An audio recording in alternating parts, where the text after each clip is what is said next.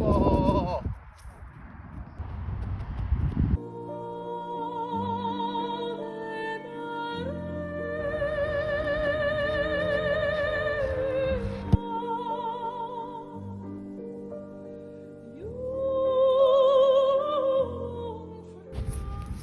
Yo, Anthony, are you good?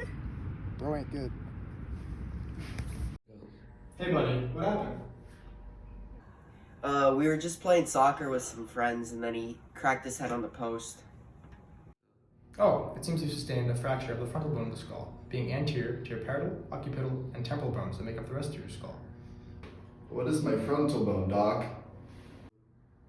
The frontal bone, commonly known as our forehead, is one of the many flat bones that make up your skull, making up your cranial cavity's anterior portion.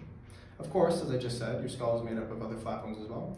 You got your temporal bones on either side of your skull, inferior and medial to your parietal bone, which comprises primarily the crown of your head, and is posterior to your frontal bone, as well as being superior to your occipital bone, which is at the posterior inferior portion of your skull.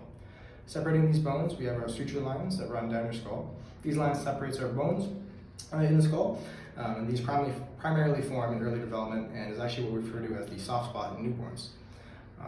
See, of course, you injured your frontal bone, which also happens to be your weakest bone in your skull. As I'm sure you can imagine, we have adapted to having our hands in the front of our body to soften our fall. Logically, the parietal bone at the back of our skull happens to be the strongest bone, as since we don't have hands back there, we've developed having it be much stronger than the frontal bone. That makes sense, but I also noticed I got a few bumps on the back of my head here.